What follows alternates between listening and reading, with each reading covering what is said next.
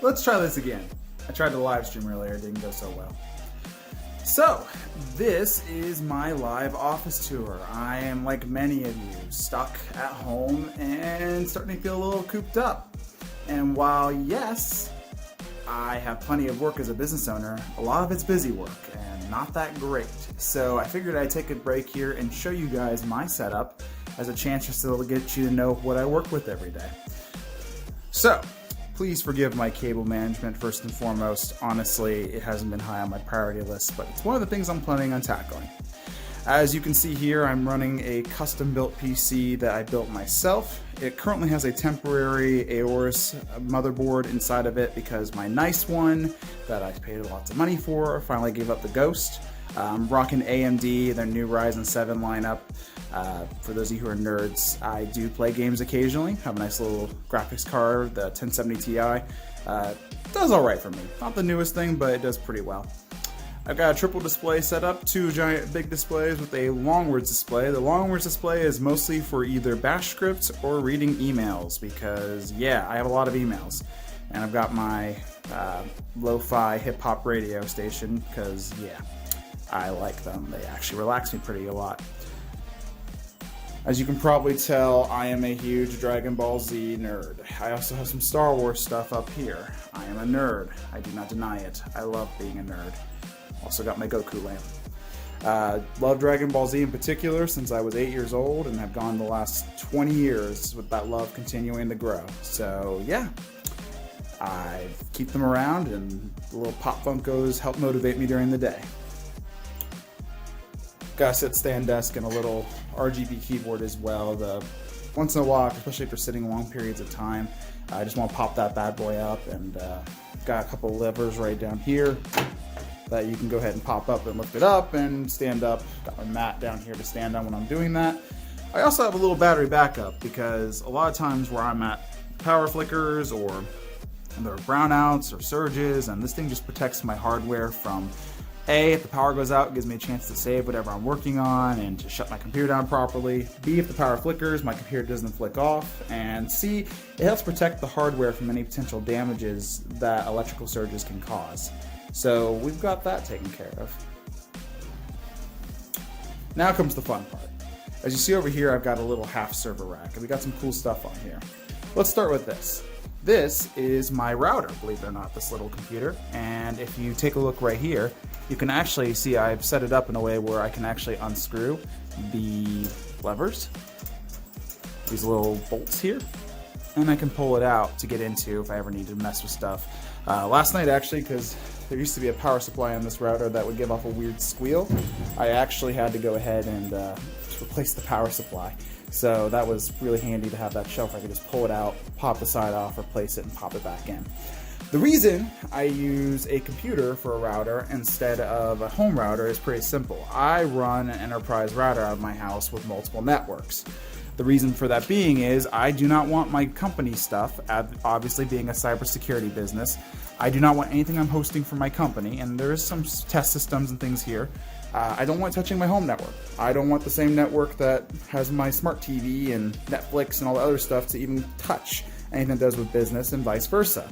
So we actually, and obviously I can't get into too many details here because I don't want it being on the internet, everything, our company's backbone, but we run multiple networks here to make sure that everything is securely separated and there's no potential liability or potential for sensitive data to be breached with anything we do.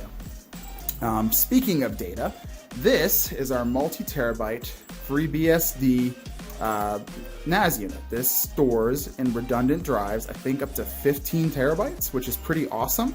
It's super fast, has gigabit transfer speeds. The way it's set up is it has 5 hard drives, and if one fails, the other 4 keep chugging along until I replace the 5th drive, so that even in a case of a hardware failure, I don't lose data.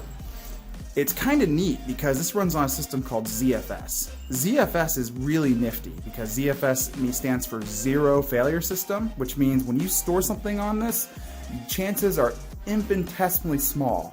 I hope I said that right. Infinitesimally? Infinite? They're very tiny that anything will ever get corrupted or stored on there. I think in the entire time I've been running the system, I had one file corrupt on me, and I don't blame it on the system. I think it was something with the software I was using. So I highly recommend it. This is one of our vaults where we keep some of our data in. It goes without saying that everything on this rack and my computer as a whole is encrypted from top to bottom with special passwords. So in the event anything that were to happen, they would physically be stolen, the data would be completely unreadable. So there is no security vulnerability there. Down below, got my monitor here for seeing stuff when I want to work on it, but down below we have a server. It's a rack-mounted server. For those of you who are nerds, it has a Xeon processor with 32 gigs of memory. This is our testing unit. We test systems and new products on it often that we're not ready to pay to host professionally in the cloud, but we want to see how it works. Right now I think it's running 3 or 4 virtual machines, counting of course we have a VPN, how we access it, and it has a virtual machine for some new video conferencing platform that we're testing out right now. We have some internal systems that we're running, just giving it a test. It's pretty awesome. It hosts things great, and yeah, we're hoping, as far as we're actually, like I said before, testing a new video conferencing solution to be a viable alternative to Zoom, and we're hoping to get that up and tell you guys more about that in the future once we have a chance to test it thoroughly and vet it thoroughly to make sure it is what it says it is. This computer down here is actually our folding machine. If you've been paying attention to some of our previous posts, we are involved with a project called Folding at Home, which essentially simulates the folding of proteins of the coronavirus. Is the primary project right now. It takes that data and uses it for purposes it for medical research, developments, and so forth. It's a really cool project, and we have this bad boy running most of the time, just folding away and contributing to our team. I'll post the team link in the description if you guys want to join the Folding at Home project. Last but not least, we have my money tree. I normally don't have a green thumb, but I'd be remiss, and I'm very proud, and I'd be remiss to not mention this. I kept this thing alive. It's doing pretty well. It keeps growing new leaves. Eventually I'm going to move it off my computer and actually plant it in a pot. We have our little test rack, or I should say we, but this is my office, so I have my test bench over here with all the stuff, little printer going on there.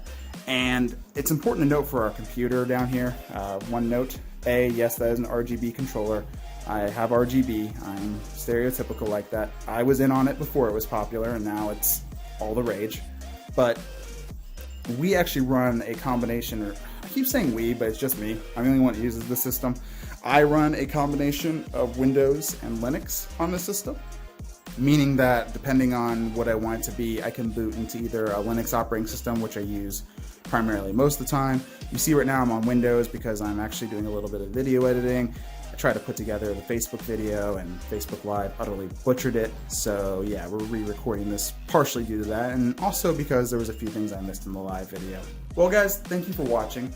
That was just a little social distancing vlog, nothing professionally shot or anything like that. I'm just a little bored and figured I'd show you what I have to look around at and what I have to work with.